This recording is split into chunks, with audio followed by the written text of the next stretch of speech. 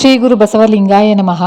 ನನ್ನೆಲ್ಲ ಪ್ರೀತಿಯ ವೀಕ್ಷಕರುಗಳಿಗೆ ವಚನಗಳು ವಿತ್ ಮುಗುಳುನಗೆ ಚಾನಲ್ಗೆ ಆತ್ಮೀಯವಾದ ಸ್ವಾಗತ. ಸ್ನೇಹಿತರೆ, ಇಂದಿನ ವಿಡಿಯೋದಲ್ಲಿ ಶ್ರೀ ಗುರು ಬಸವಣ್ಣನವರ ಅರ್ಥಪೂರ್ಣವಾಗಿರುವಂತಹ ವಚನ ಮತ್ತು ವಚನದ ಭಾವಾರ್ಥವನ್ನ ನೋಡೋಣ ಬನ್ನಿ.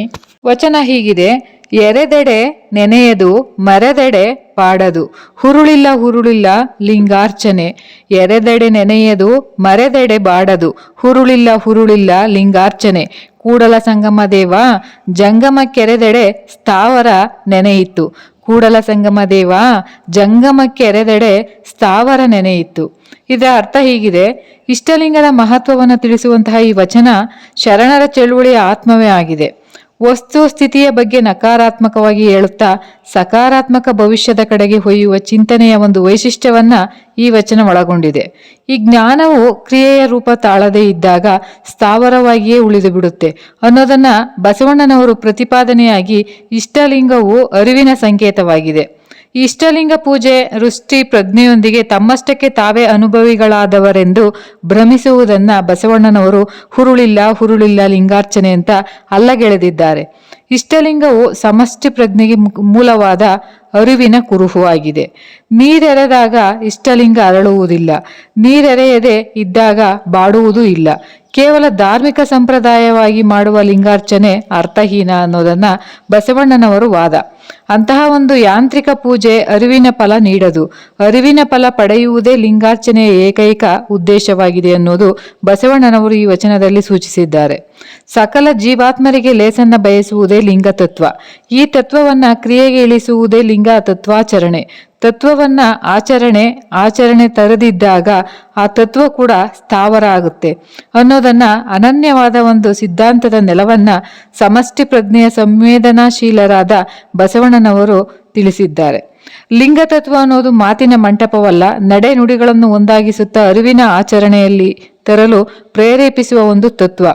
ಅದು ಒಂದು ವೇಳೆ ಹಾಗೆ ಆಗದೇ ಇದ್ದಲ್ಲಿ ಮಾದಾರ ಚೆನ್ನಯ್ಯನರು ಹೇಳುವಂತೆ ನುಡಿಲೇಸು ನೆಡೆ ಅಧಮವಾಗಿ ಬಿಡಿಸಲಾಗದ ಹೊಲೆಯಾಗುತ್ತದೆ, ಜಂಗಮ ಕೆರೆದೆಡೆ ಸ್ಥಾವರ ನೆನೆಯಿತು ಅನ್ನೋ ಅರಿವು ಇಷ್ಟಲಿಂಗ ಪೂಜಕನಿಗೆ ಆದಾಗ ಮಾತ್ರ ಲಿಂಗ ತತ್ವವು ಕ್ರಿಯಾರೂಪ ತಾಳಲು ಸಾಧ್ಯವಾಗುವುದು ಅಂತ ಬಸವಣ್ಣನವರು ಈ ವಚನದಲ್ಲಿ ಅರ್ಥಪೂರ್ಣವಾಗಿ ಹೇಳ್ತಾರೆ. ಜಂಗಮ ಅನ್ನೋದು ಸೃಷ್ಟಿಕರ್ತನ ಸೃಷ್ಟಿಯಾದ ಜೀವ ಜಗತ್ತಾಗಿದೆ.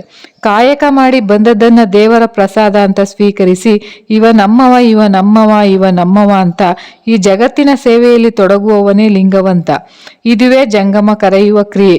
ಈ ಪ್ರಕಾರ ಜೀವ ಕಾರುಣ್ಯದೊಂದಿಗೆ ಸೇವಾ ಧರ್ಮವನ್ನ ಪಾಲಿಸಿದಾಗ ಲಿಂಗವು ಸಂತೃಪ್ತಿಯಿಂದ ಅರಳುವುದು. ಹೀಗೆ ಈ ವಚನವು ಅನನ್ಯ ರೂಪಕದ ಮೂಲಕ ಮಾನವರನ್ನ ವಿಶ್ವಮಾನವರನ್ನಾಗಿ ಮಾಡುವ ಕಲೆಯನ್ನ ಒಳಗೊಂಡಿದೆ ಅಂತ ನಾವಿಲ್ಲಿ ಅರ್ಥ ಮಾಡಿಕೊಳ್ಬೇಕಾಗಿದೆ. ಉಂಬ ಜಂಗಮ ಬಂದೆಡೆ ನಡೆಯೆಂಬರು ಉಣದ ಲಿಂಗಕ್ಕೆ ಬೋನವ ಹಿಡಿಯೆಂಬರಯ್ಯ. ಸ್ಥಾವರ ಪೂಜೆ ಜಂಗಮದ ಉದಾಸೀನ, ಕೂಡಲ ಸಂಗಯ್ಯನಲ್ಲ ನೋಡ. ಲಿಂಗಾರ್ಚನೆಯ ಮಾತು ಎನಗೇಕಯ್ಯ, ಜಂಗಮ ಲಿಂಗವಾಗಿ ಬಂದು ನೀವಿರುತ್ತಿರಲು ಎಂದು ಬಸವಣ್ಣನವರು ಹೇಳುತ್ತಾ ಜನ ಸಮುದಾಯವನ್ನ ಸಮಾಜಮುಖಿಯಾಗಿಸುವಲ್ಲಿ ತಲ್ಲೀನರಾಗಿದ್ದಾರೆ. ಲಿಂಗ ಪೂಜೆಯು ಕರ್ಮ ಸಿದ್ಧಾಂತವನ್ನ ಅಲ್ಲಗೆಳೆಯುತ್ತದೆ. ಲಿಂಗ ಪೂಜೆ ಮಾಡಿಯೂ ಕರ್ಮ ಸಿದ್ಧಾಂತದ ಮೇಲೆ ನಂಬಿಕೆ ಇಟ್ಟವರಿಗೆ ಲಿಂಗ ಪೂಜೆಯ ಅವಶ್ಯಕತೆ ಇಲ್ಲ ಅಂತ ಬಸವಣ್ಣನವರು ಸಾರಿದ್ದಾರೆ. ಮನೆಯೊಳಗೆ ಕತ್ತಲೆ ಹರಿಯದೊಡ ಜ್ಯೋತಿಯ ದೇಕೋ, ಕೂಡಲ ಸಂಗಮ ದೇವರ ಮನಮುಟ್ಟಿ ಪೂಜಿಸಿ ಕರ್ಮ ಹರಿಯದೊಡೆ ಪೂಜೆಯ ದೇಕೋ ಅಂತ ಬಸವಣ್ಣನವರು ಪ್ರಶ್ನಿಸಿದ್ದಾರೆ. ಲಿಂಗಭೇದ, ಜಾತಿ ಭೇದ ಮತ್ತು ವರ್ಗಭೇದ ಮಾಡುವವರಿಗೆ ಹಾಗೂ ಎಲ್ಲರ ಜೊತೆ ಒಂದಾಗದೆ ಬದುಕುವವರಿಗೆ ಲಿಂಗ ಪೂಜಾ ಫಲ ಇಲ್ಲ ಅಂತ ಬಸವಣ್ಣನವರು ಹೇಳ್ತಾರೆ. ಈ ಮುಂದಿನ ವಚನದಲ್ಲಿ ಒಂದು ಸ್ಪಷ್ಟೀಕರಿಸ್ತಾರೆ. ವಚನ ಲಿಂಗವ ಪೂಜಿಸಿ ಫಲವೇ, ಸಮರತಿ ಸಮಕಳೆ ಸಮಸುಖವ ನರಿಯದನ್ನಕ್ಕ ಲಿಂಗವ ಪೂಜಿಸಿ ಫಲವೇನಯ್ಯ.